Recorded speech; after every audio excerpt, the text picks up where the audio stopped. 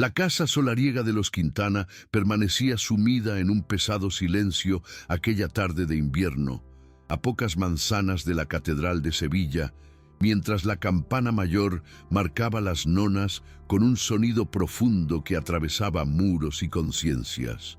El patio interior rezumaba una humedad ancestral.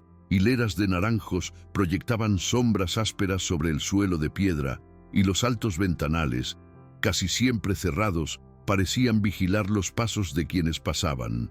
Don Alonso de Quintana se encontraba en el salón principal, vestido de negro impoluto, con el cuello almidonado y las manos entrelazadas a la espalda, como ante un tribunal invisible. Frente a él, alineados en sillas de madera oscura, estaban el confesor de la familia, un magistrado amigo de la casa y un primo lejano, hombres que no hablaban en voz alta, no gesticulaban, no discutían, solo asentían. La frase que había iniciado aquella reunión aún resonaba en el aire, pronunciada en voz baja por el confesor. El honor no se ve amenazado por el pecado, don Alonso, sino por su apariencia.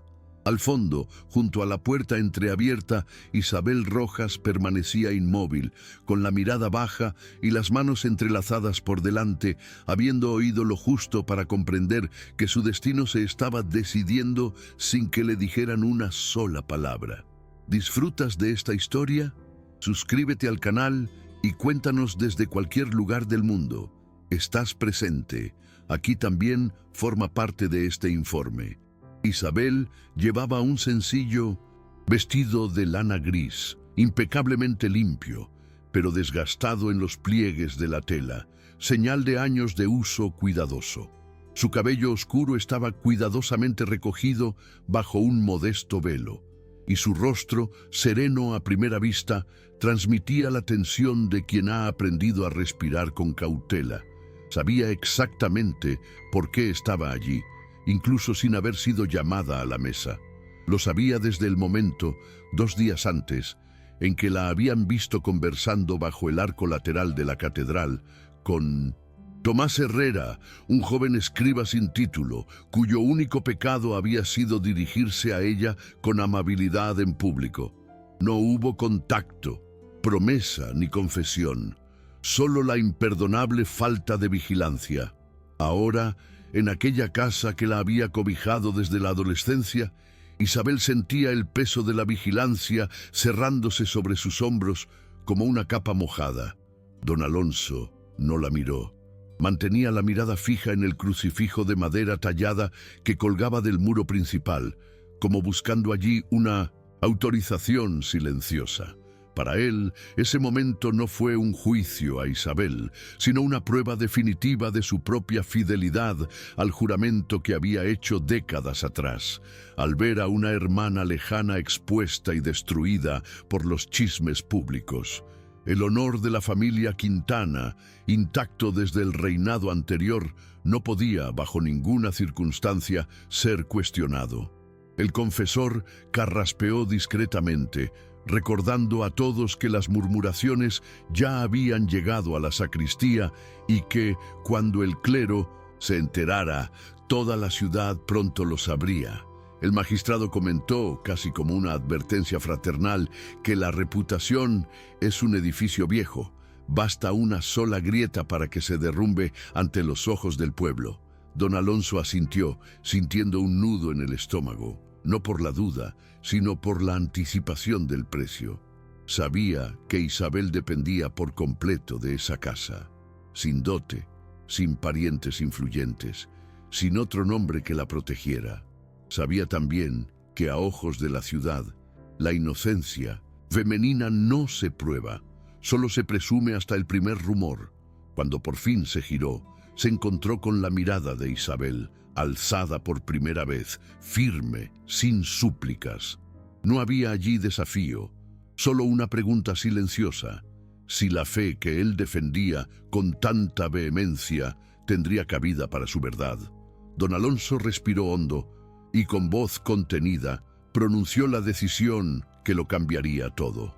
Isabel Por tu propio bienestar espiritual y para conservar esta casa, debes guardar absoluto silencio sobre lo visto y sobre lo que nunca existió. La sentencia cayó como un juicio irrevocable. Isabel inclinó levemente la cabeza en un gesto de docto ademán de obediencia, pero algo en su interior se quebró con dolorosa precisión. Comprendió, en ese instante, que no la protegían, sino que la borraban. El silencio que se le impuso no era cuidado, sino confinamiento moral. Don Alonso, al verla aceptarlo sin lágrimas ni protestas, sintió una punzada inesperada. No de alivio, sino de una culpa que aún no se atrevía a nombrar. La habitación permaneció inmóvil, como si la casa misma esperara el siguiente paso. Afuera, la campana volvió a sonar, marcando la continuidad del mundo. Dentro, una vida acababa de ser expulsada de la historia, no por un pecado cometido, sino por el honor preservado. Don Alonso de Quintana había sido criado desde niño en la creencia de que el honor no era un sentimiento, sino una arquitectura, sólida, visible y sostenida por el sacrificio silencioso de quienes vivían a su sombra. Nació en 1759, en una España aún desangrada por el recuerdo de herejías, autos de fe y nombres destruidos en plazas públicas. Su padre le había enseñado que el mayor pecado del hombre no era fallarle a Dios, sino permitir que se hablara de ello. De joven, don Alonso presenció la ruina moral de una pariente lejana, una mujer acusada de conducta impropia tras ser vista a solas con un hombre. Nunca se probó nada, pero tampoco era necesario. El apellido familiar se susurraba en los pasillos de la catedral, se repetía en las confesiones, se transformaba en una advertencia. Murió años después, olvidada, y ese episodio moldeó el carácter de don Alonso más que cualquier sermón. Se convirtió en un hombre rígido y metódico, incapaz de separar la prudencia del miedo. Al asumir las tierras y el escaño en el consejo local, se juró a sí mismo que jamás permitiría que la reputación de la familia Quintana se viera afectada. Cada decisión, cada gesto público, cada silencio impuesto, se calculaba como parte de un pacto invisible con la ciudad. Sin embargo, tras su austeridad, se escondía un hombre que comprendía, quizá mejor que nadie, el coste humano de este pacto. Simplemente creía que el coste era inevitable, casi sagrado. Para él, el amor siempre había sido secundario al deber, y proteger a menudo significaba herir antes que otros. Isabel Rojas llegó a la casa de los Quintana a los 14 años, traída por una tía lejana que había mendigado refugio antes de morir en fiebre. Huérfana, sin herencia ni perspectivas, Isabel aprendió desde muy joven que su supervivencia dependía de la discreción absoluta. Creció observando los rituales de la casa, misas privadas, comidas silenciosas, visitas controladas por el reloj y la reputación. Se había convertido en dama de compañía no por vocación, sino por falta de alternativas. Aún así, había en ella una serenidad que no provenía de la sumisión, sino de una fe genuina. Isabel creía en un Dios que veía intenciones, no apariencias, un Dios que conocía la verdad antes del juicio humano. Vestía con modestia ejemplar, hablaba poco y siempre caminaba por los pasillos permitidos. Su mirada, sin embargo, albergaba una intensa vida interior, hecha de lecturas prestadas, oraciones íntimas y pequeñas esperanzas que nunca se atrevió a verbalizar. El encuentro con Tomás Herrera no había sido un acto de rebeldía, sino un accidente humano. Dos almas solitarias intercambiando simples palabras sobre el mundo más allá de los muros. Isabel nunca imaginó que esto pudiera ser visto como una amenaza. Ahora revivía cada segundo bajo la cruel perspectiva de la retrospectiva, intentando encontrar dónde se había equivocado. No podía. El sufrimiento no provenía de la culpa, sino de la conciencia de que su verdad no tendría cabida. Sabía que cualquier intento de defensa sería interpretado como una confesión. El silencio, paradójicamente, era su única forma de dignidad. Aún así, al aceptar en silencio la decisión de don Alonso, Isabel sintió un cambio en su interior. La dolorosa comprensión de que la fe que le exigían no era la misma que ella cultivaba. Y esta diferencia comenzaba a cobrar un precio que aún no podía medir. En los días posteriores a la decisión tomada en el salón, la casa de los Quintana entró en un estado de vigilancia casi litúrgica. Cada paso de Isabel era observado con silenciosa atención. Cada movimiento era registrado mentalmente por los sirvientes de mayor rango, que sabían exactamente cuándo mirar al suelo y cuándo escuchar sin mirar. Don Alonso reforzó las rutinas ya existentes, pero ahora adquirían los contornos de la reclusión, horarios fijos para la oración, lectura espiritual supervisada y ausencia total de salidas sin compañía. Esto no era un castigo explícito. Al contrario, todo estaba envuelto en un lenguaje de celo cristiano y cuidado moral. Para la ciudad, Isabel seguía siendo la joven recatada bajo la protección de un noble ejemplar. Para don Alonso, sin embargo, cada norma impuesta venía acompañada de una incomodidad física difícil de ignorar, una presión constante en el pecho que surgía especialmente al final del día, cuando estaba solo en su despacho, rodeado de libros de derecho canónico y registros de tierras. Releía viejos contratos, pero no los entendía. Recitaba oraciones memorizadas, pero no sentía alivio. En su mente, la imagen de Isabel de pie en la puerta del salón volvía con insistencia, no como una acusación, sino como un espejo. Empezaba a comprender que el honor que defendía con tanta vehemencia requería una vigilancia constante, porque en el fondo era frágil. Dependía del control ajeno, de la supresión de las historias que no encajaban. Esta constatación no lo condujo a la rebelión, sino a la inquietud. Aún así, don Alonso se mantuvo fiel al papel que había aprendido a desempeñar. Recibía visitas del clero, participaba en las sesiones del cabildo, paseaba por las estrechas calles de Sevilla, siendo recibido con respeto. La ciudad permanecía intacta ante sus ojos. Solo en su interior algo empezaba a desmoronarse lentamente, como un muro interior que nadie más podía ver. Isabel, por su parte, vivía en un tiempo suspendido, donde los días parecían repetirse sin progreso. Se despertaba antes del amanecer, participaba en las oraciones matutinas en la pequeña capilla de la casa y dedicaba las horas siguientes a tareas silenciosas, bordados para donaciones, lecturas de vidas de santos, pequeñas tareas domésticas que no requerían presencia social. El silencio impuesto empezó a adquirir un peso físico, como si cada palabra no dicha se acumulara en su cuerpo. Aún así, Isabel no se permitía una amargura visible.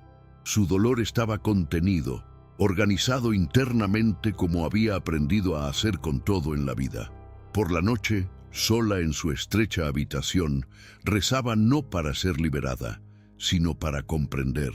Se preguntaba cuándo la virtud había llegado a significar invisibilidad y por qué la obediencia femenina siempre parecía ser el parche preferido para faltas que nunca se habían cometido.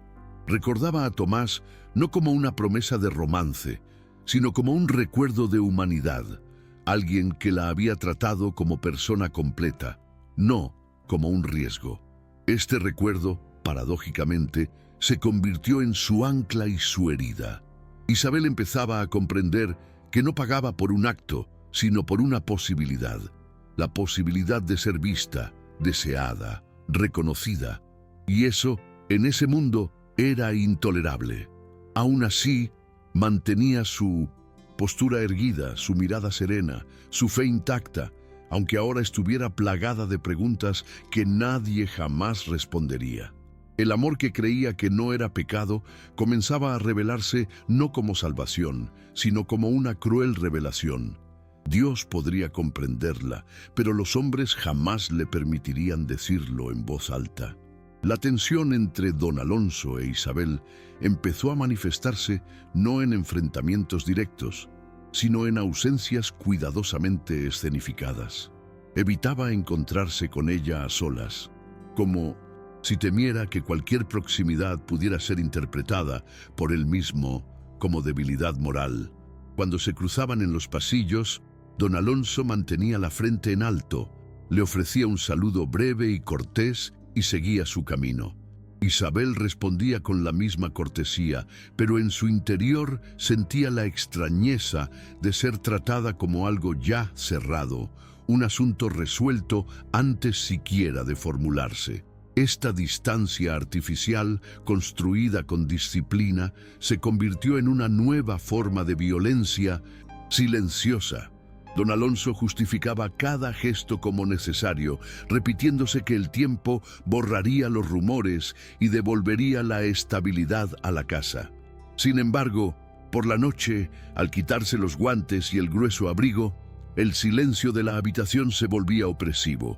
Recordó vívidamente el momento en que había dado la orden de silencio absoluto y comprendió, con creciente incomodidad, que nunca le había preguntado a Isabel qué había sucedido realmente, no por desinterés, sino porque la respuesta no cambiaría nada.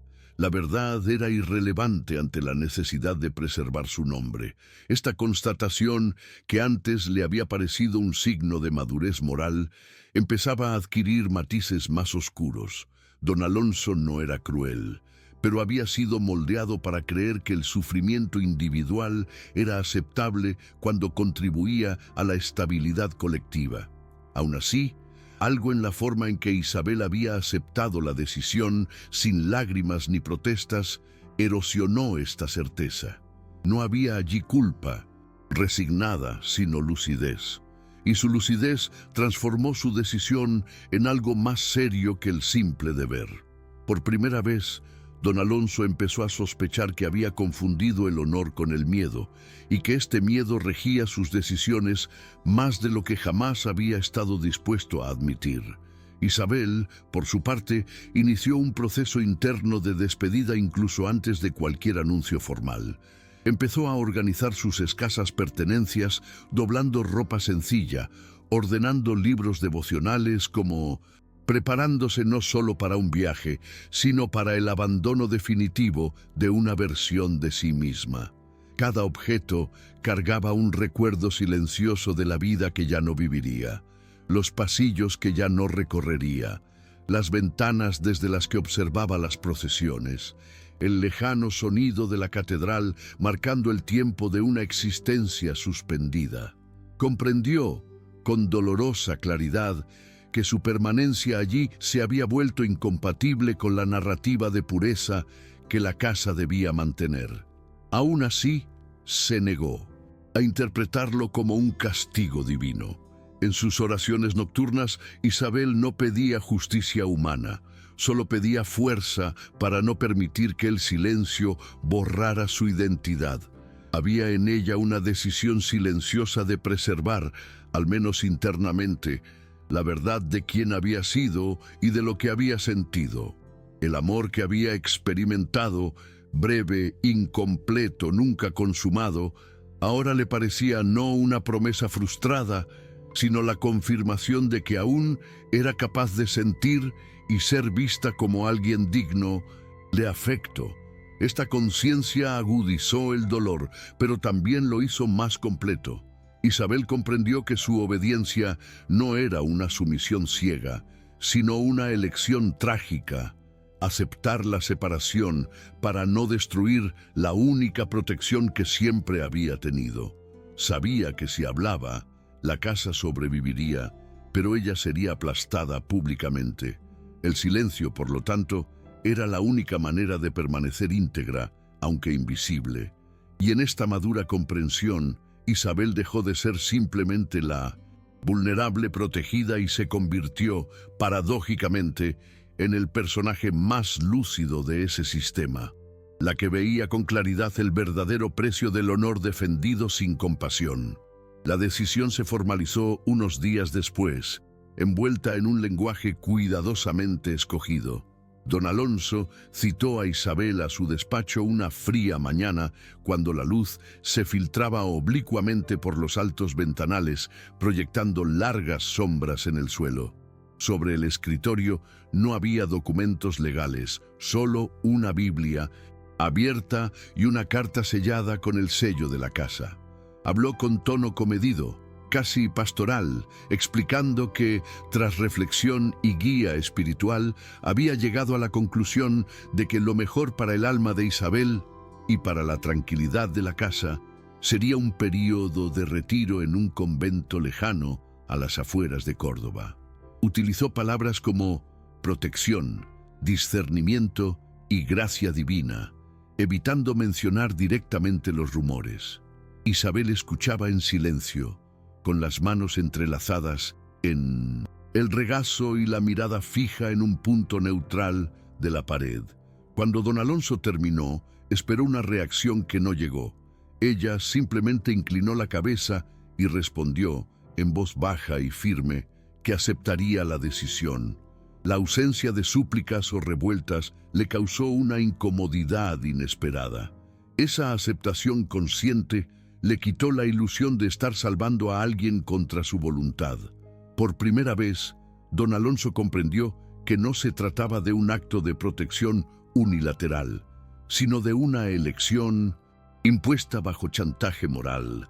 O Isabel aceptaba el silencio y el exilio, o sería considerada responsable de la caída de la casa que la había cobijado. Al verla levantarse con su dignidad intacta, sintió algo cercano al arrepentimiento. No arrepentimiento por lo que había hecho, sino por comprender plenamente lo que estaba haciendo. Aún así, no se arrepintió. El peso de la tradición, la mirada pública y el miedo a la exposición seguían siendo más fuertes que cualquier impulso de compasión tardía. Para Isabel, esa conversación selló el fin de cualquier ambigüedad. Ya no había lugar para la esperanza disfrazada de paciencia. El convento no se presentó como un castigo, pero ella sabía que significaba el fin definitivo de su vida en el mundo. Al regresar a su habitación, se sentó en el borde de la cama y permaneció allí largos minutos, sintiendo el cuerpo pesado, pero la mente extrañamente despejada. No lloró. Las lágrimas le parecían inútiles ante una decisión ya tomada por otros. En cambio, comenzó a prepararse interiormente para la travesía. Pensó en las mujeres que había conocido a lo largo de su vida, todas a las que se les había enseñado a desaparecer con elegancia cuando se volvían inoportunas. Pensó en la palabra honor, tan repetida como la virtud suprema, y comprendió que en ese sistema el honor masculino se alimentaba de la renuncia femenina. Aún así, se negó a transformar esta constatación en odio. Isabel mantuvo su fe no por ingenuidad, sino por resistencia interior. Decidió que, si su vida se reducía al silencio, al menos ese silencio no estaría vacío. En el convento rezaría, aprendería, serviría, no porque fuera culpable, sino porque había decidido no permitir que la injusticia la despojara de su humanidad. Mientras empacaba sus pocos libros y ropa, Isabel no se sentía derrotada, sino profundamente consciente del sacrificio que estaba haciendo. No por don Alonso, ni por la familia Quintana, sino por sí misma, para preservar lo que nadie podía arrebatarle, la silenciosa certeza de su propia verdad. La capilla de la casa Quintana estaba iluminada únicamente por velas esa noche, creando un juego de luz inestable sobre los muros de piedra y el sencillo altar dedicado a la Virgen.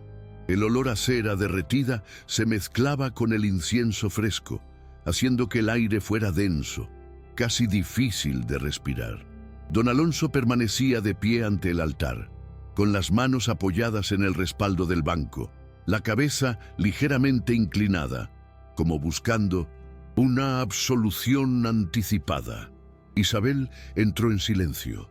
Sus pasos contenidos resonaban inapropiadamente en ese espacio sagrado donde todo parecía amplificado por el peso de lo que estaba a punto de suceder.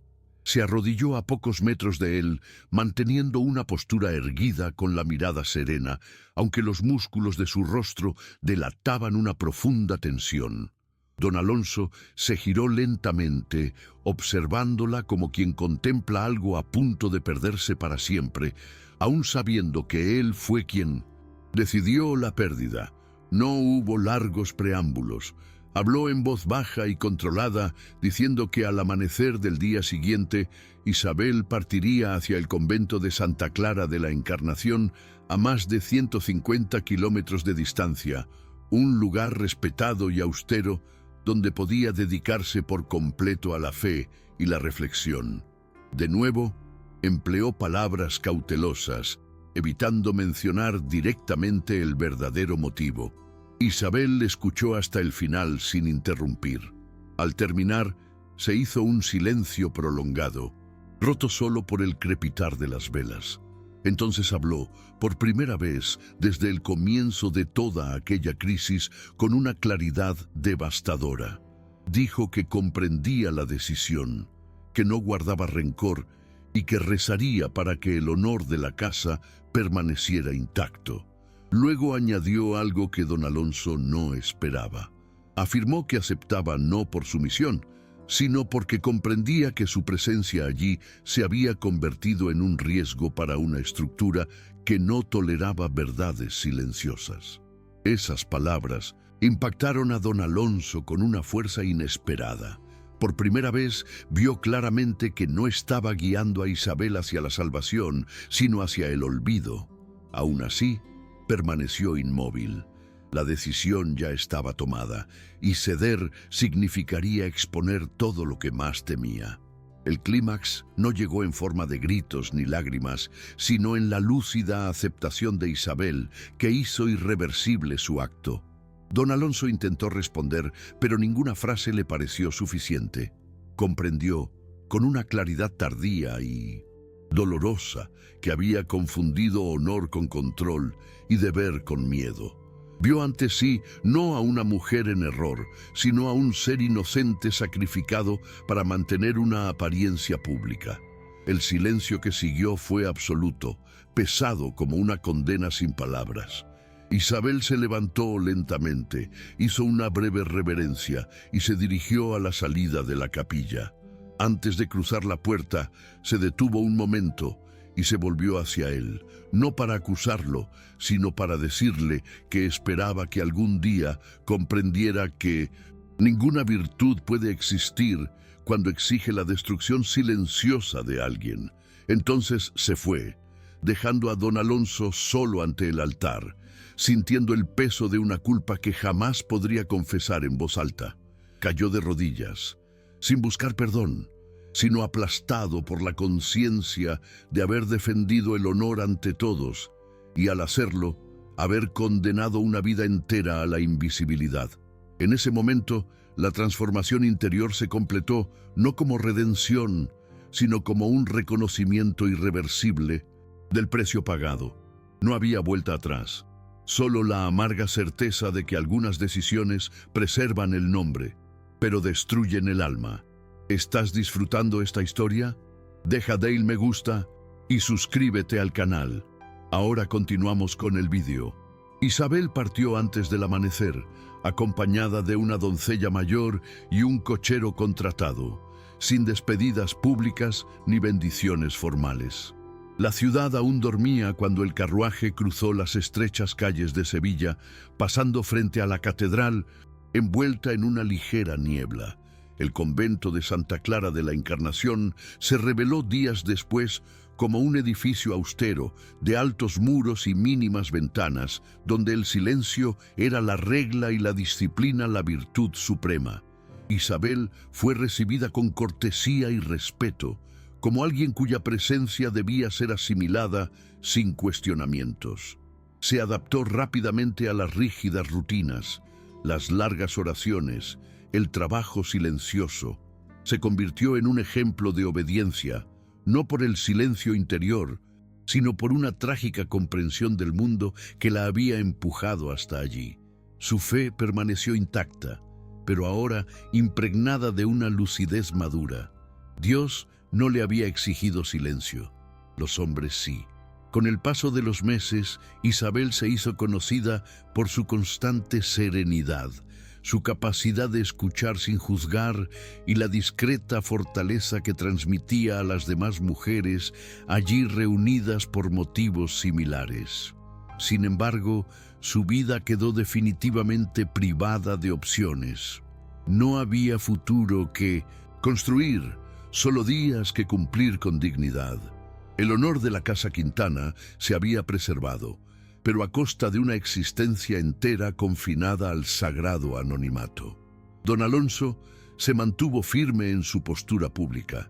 Continuó ocupando su escaño en el ayuntamiento, asistiendo a misas solemnes y siendo consultado como autoridad moral. No persistieron los rumores.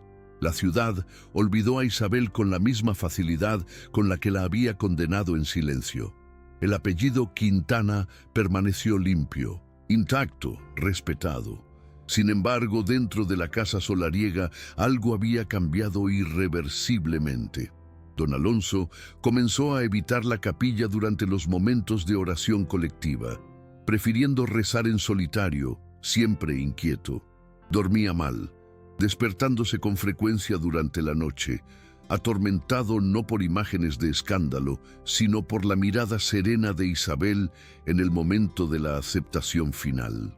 La culpa que cargaba no podía ser confesada, pues no había pecado reconocido, solo un deber incumplido. Esta imposibilidad de redención pública se convirtió en su silenciosa penitencia.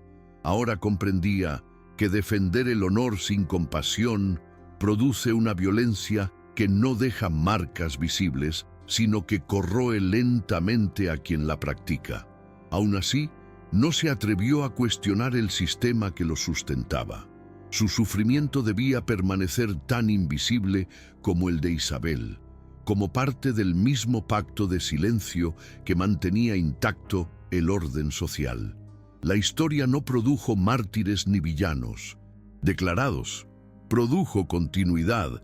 La comunidad continuó reafirmando la cultura de la vigilancia femenina, del silencio como virtud y de la apariencia como verdad. Los jóvenes aprendieron, observando el caso anónimo de Isabel, que el honor no se defiende con justicia, sino con control.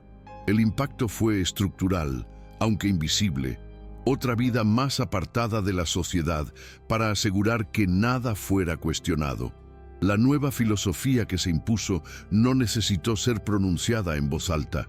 Se inscribió en en gestos cotidianos, en decisiones discretas, en un distanciamiento necesario. Don Alonso se convirtió en un símbolo de esta lógica. Un hombre respetado, moralmente irreprochable, emocionalmente condenado. Isabel, a su vez, se convirtió en un símbolo de algo que nadie nombró. La pureza sacrificada para mantener intacta una narrativa pública. El resultado no trajo justicia, sino claridad.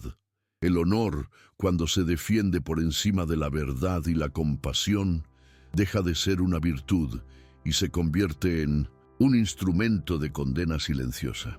Años después, a principios del siglo XIX, don Alonso, ya anciano y apoyado en un bastón, observó una procesión religiosa que cruzaba la plaza principal. Entre las monjas que caminaban en silencio, reconoció a Isabel por un instante, el mismo porte sereno, la misma mirada contenida. Ella no lo reconoció. El apellido permaneció intacto, el silencio absoluto. ¿Han hecho algún gesto de bondad que cambió una vida? Dejen Naciones Unidas. Tengo corazón si creo que el amor es más poderoso que cualquier riqueza. Suscríbete para leer malas historias sobre segundas oportunidades. Comenta. El amor no tiene precio. Si ustedes también pantalla en allá bondad humana.